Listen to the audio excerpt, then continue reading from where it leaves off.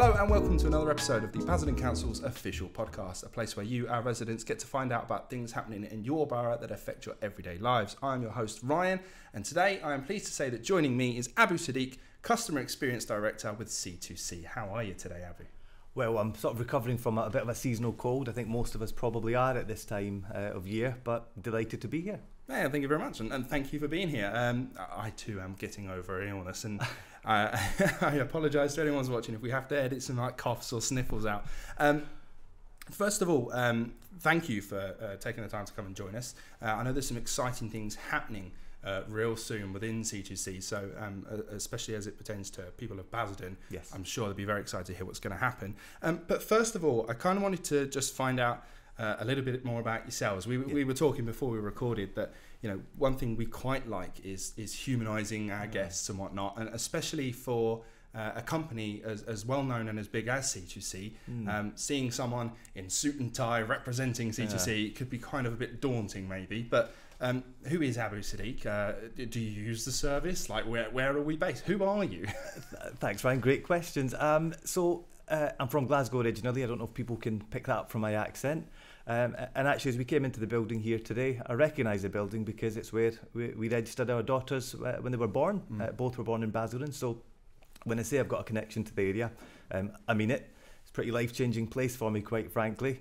And aside from that, yeah, as I say, I'm a Glaswegian, Rangers, Liverpool fan. Don't get to the football as much as I'd probably like. But on the other side, I've been a long-term customer of C2c as well. So I've always had my views on how the service runs and things that actually the company could do better. And as of February this year, I got a job here, which meant that I could no longer sit on the sidelines and talk about how it could be better. It's actually my job to make sure that it does get better. Yes, and you mentioned how you started at the beginning of the year. For you on a personal level, how was that sort of being able to now go, well, I actually can sort of do something here. I can actually now make a change with this company. This is a service that I use. I have maybe my issues or whatever I have with that. I can now do something about it. How does that feel? I mean, I think one of the things I would say is it's always been a really good service overall. And I'm not just saying that because, you know, I'm trying to get brownie points for C2c. The reality is any survey that happens in the industry, it's always one of the top scoring for customer satisfaction. And in my world, that's a really important thing that we look at. And we've got a really punctual service most of the time. We've got high levels of satisfaction, and generally, you know, through Basildon, for example, at peak times, you've got 6 trains an hour that go into Essex or into London as well. So it's a good service, but from a personal perspective, having lived on the route on various points of it, having used it over a number of years, I just feel it gives me a little bit more insight, and it means that when you're talking about things, you really do understand them, you do understand the stations, you understand people's frustrations as well, which I think is always really important. And for a lot of people that'll be watching this, they'll know what C2c is, they'll have used their services, but for those that maybe haven't used them, what is C2c and sort of how long has it been around? What is it? Yes, I mean, the C2c, one of the most common questions, and actually recently I was on a train heading back from Southend, and I overheard a group of young boys talking about what C2c stands for, and I sort of giggled to myself because they were making things up. It's city to city. Obviously now you've got Southend at the other end, which sort of made sense. You've got, is it commuters to city? The reality is it doesn't stand for anything in particular. I mean, the one that I would say is committed to customers. Selfishly, that is absolutely what I stand for, what the company stands for. But as a brand, it came to life around 2000, and before that, it was called London Tilbury Southend Railway. Very on the nose as to what it is. It's very practical, you can't argue with it, but actually we serve a few more places than just London Tilbury and Southend. So the brand itself came to life in 2000 when it was bought over as part of the franchising process by National Express. And in 2017, National Express actually sold the business to Trenitalia, who are a massive player around Europe, and of course in Italy, where they run most of the train services there as well. But in terms of how long you know, the railway's been running, I mean, you're talking about the mid you know, sort of 1840s and you know, beyond, when the whole thing sort of came to life in the first place. But 2000 is when C2c came to life. And as I say, for a lot of people, it is a very big part of their lives. Yes. You know, a train station can be such a pivotal point of a town, a city, a village. And you know, we've got other small towns within our borough, such as Wickford. Wickford has a train station that's, I think, is approaching like 125 years old soon. So how important really is sort of Basildon Station with C2C to people? Like, is that something that you guys track? Like, how important is the station to the people that live there?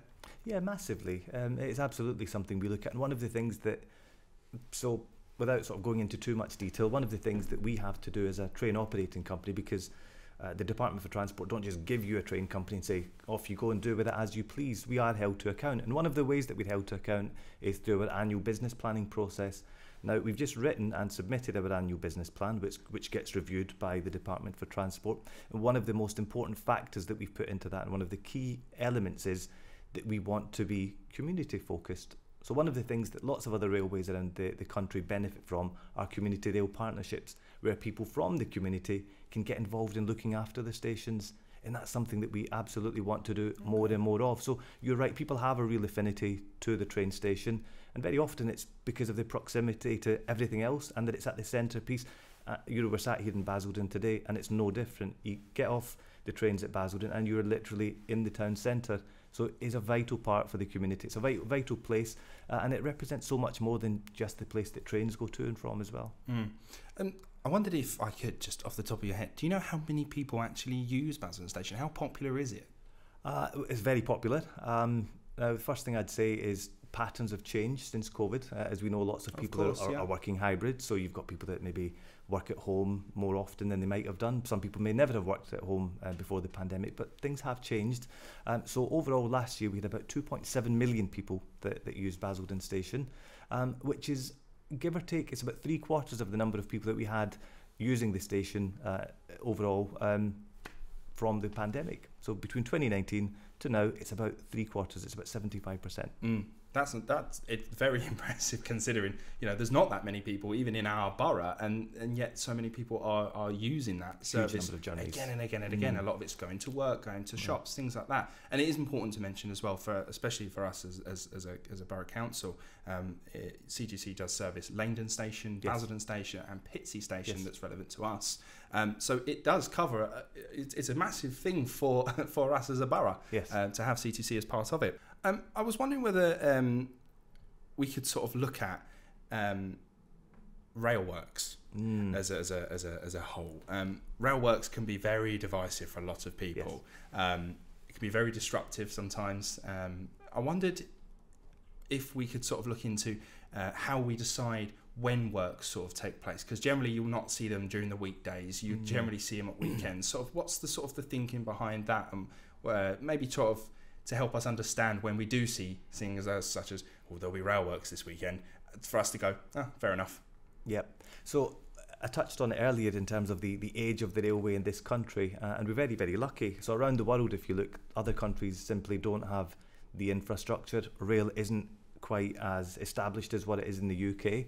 And that has pros and cons, because very often people will point to other railways which are 5 minutes old and look, they never have engineering works and they never break down, etc. But in this country, railway it's an absolute essential part of getting people from A to B. It's a really, really important part, and it has been for generations. Now, the reality is, with a more ageing infrastructure, it needs to be maintained more. Now, the infrastructure, so I'm talking about your tracks, your overhead lines, your signals, things like that, they're all managed and owned by Network Rail. They are our partners, and from a railway perspective in general, safety is paramount. That's the number one thing we do. When people ask what is it that a railway does, the reality is keeps people safe. If we're not doing that, nothing else matters. Passenger numbers, etc., what types of train you have, irrelevant. Safety is number one. And with that comes maintenance. So you've got an infrastructure that is a little bit older, does need to be maintained, and the question is, when do you do it? When do you improve when do you improve the infrastructure? And the reality is, you have to be scientific about something like this, and you're always looking for the least impactful time. And it so happens to be that we have more people overall that travel during the week than we do at weekends or later in the evening. So as much as possible, we work with Network Rail to arrange works overnight. It's not always possible, or we try and have them at weekends where, again, you don't have as many people, for example, commuting into London. So were we to do it let's say on a Thursday. Everybody knows that Thursday's a really, really busy day. Trains are busier. Our car parks are fuller. Great. But if we were to do engineering works, if we had planned engineering works on a Thursday and people couldn't get into work, that'd be far more disruptive. So I feel like it's a sort of lesser of two evils. It's an essential part of running the railway. It's maintaining it. But we're constantly looking at when is the least disruptive time. And of course, it's a good question, because now that travel patterns and people's behavioural patterns have changed since COVID, we're constantly keeping an eye to see if there are trends that are now suggesting that actually weekends are busier. So, for example, weekends are as busy now as they were before the pandemic. Oh, really? Yeah. So that means people are absolutely happy to use trains to get into London, to head to the coast, head to Lakeside, which is a really popular destination from Basildon as well, which is great.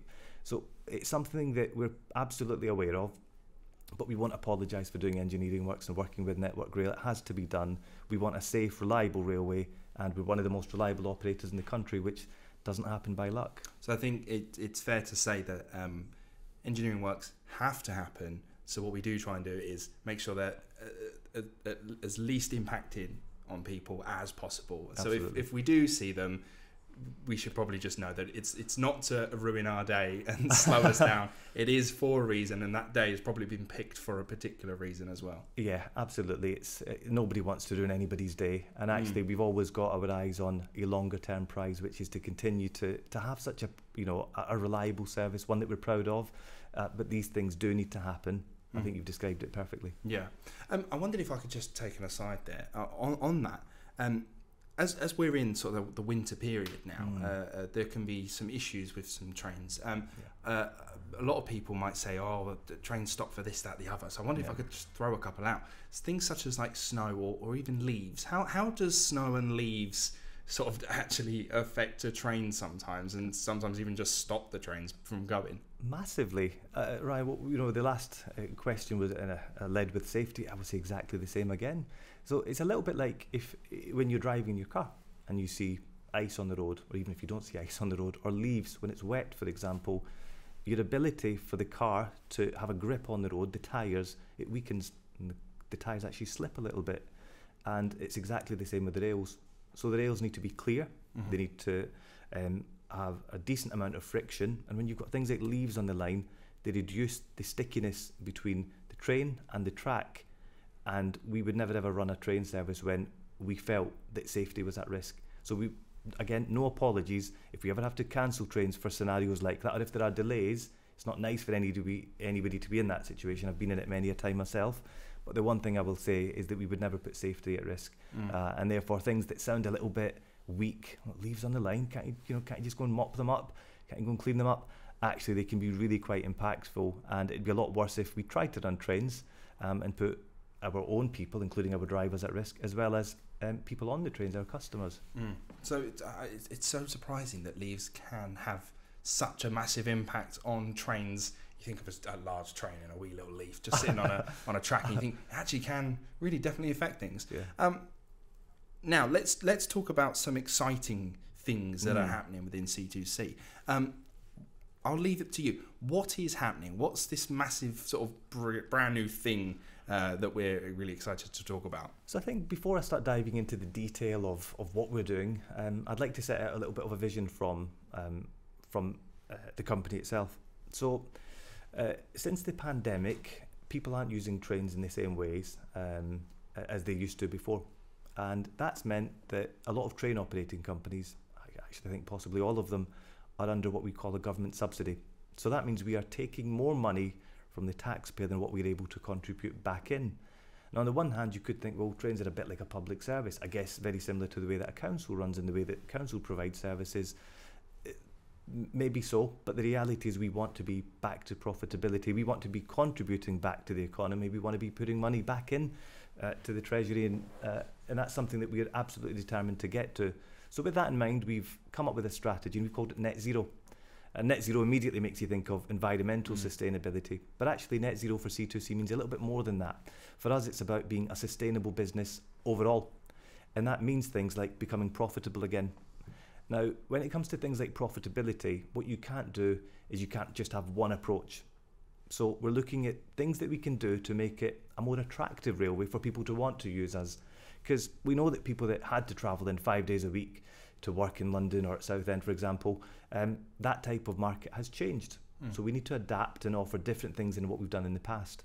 So examples of the types of things that we think are going to improve the service and are improving the service, we're bringing in e-tickets. So you'll be able to buy a ticket, and it's currently being trialled, and we're hoping to launch it pretty imminently. You'll be able to buy a ticket and have it sent to your phone as a QR code, which you scan, and you'll be able to get straight onto your train. And you can do that 5 minutes before your train departs, which I think will be an excellent development for us, for customers.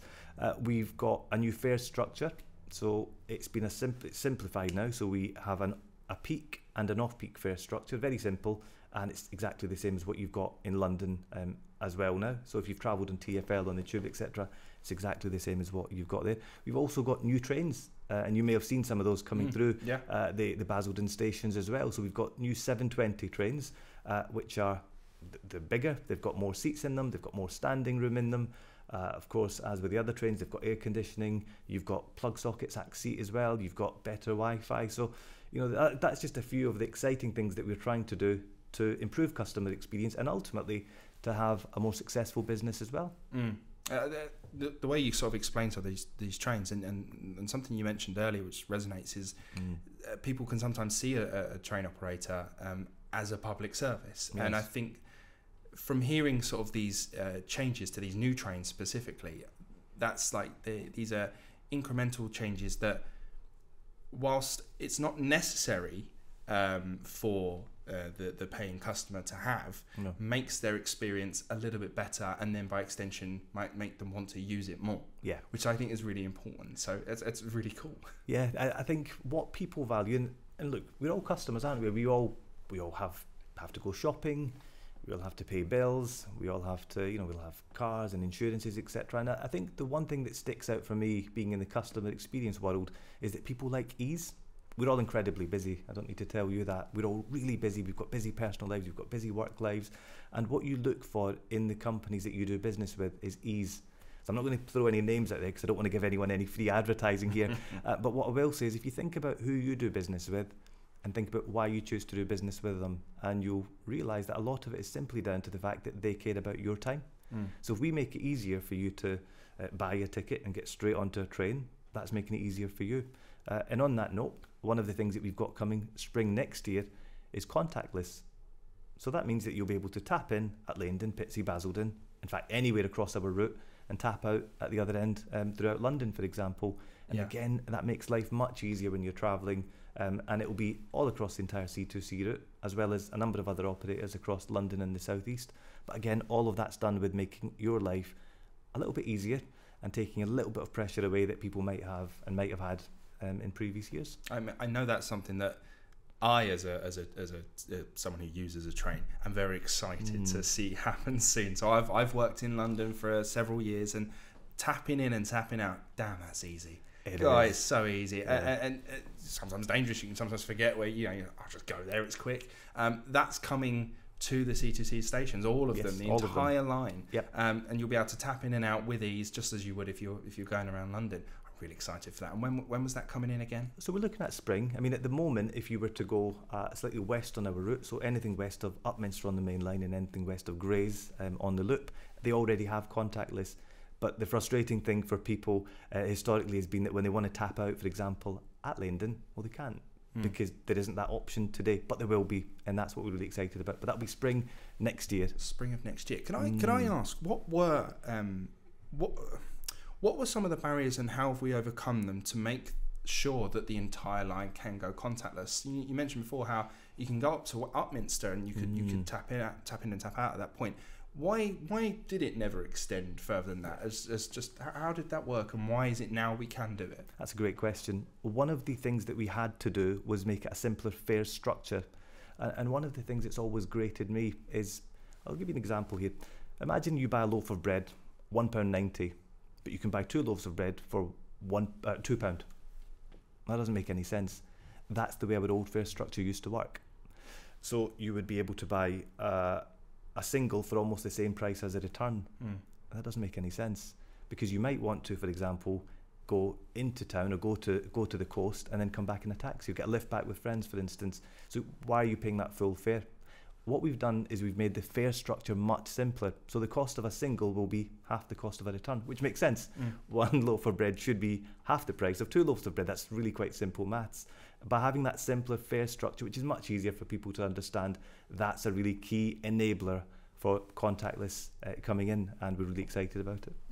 So that's something that is very exciting. That'll be coming sometime next year. But for the meantime, something that's happening very quickly soon is that being able to scan your ticket, buy it on your phone and scan that ticket, which if anyone's seen, if you're buying tickets and going cross country and whatnot, you'll generally see these. Yes. If you're buying those on your phone or something, you'll get a barcode, scan that. That's it. Really easy. Excellent. That I'm very excited for. Me too. Thank you very much for coming in today to come and speak with us. I know that those watching are going to be just fascinated, and I'm sure they'll be screaming at me on the screen saying, "What about this question?" And I'm sure there are lots and lots of other questions. So if anyone does have any questions, please do send them in, because the guys at C2C have graciously said to us, if you get any questions, we will answer them. So please do send in your questions. That's right. You are happy to answer any and all. Yeah, do you know, we've been out and about, so recently with the fare structure that I mentioned had changed, we've been visible, we've been running meet the team sessions, we've been out and about on the route. I mean, I'm daily out and about on the route, except for when I've got this horrible chesty cough thing going on. Nobody wants that on the trains and at the stations. But we want to be there for our community. We're a community rail service. We know that. We want to be there. We want to listen. As I said, we're already one of the best in the country, but we're not sat on our laurels. We want to be even better. And one of the ways that you do that is by listening to the very people that pay and use your service. Excellent. Well, Abu Siddeeq, thank you very much for coming in today. I really do appreciate your time. Thank you. Thank you very much for watching, everyone. I hope that has been enlightening. I know there's some exciting things happening there that we've just talked about, and I'm really excited to see some of this happen real soon. So if you are someone that uses the train, let us know. If you have any questions, please do let us know. Thank you very much for watching, and we will see you on the next one. Thank you. Thank you.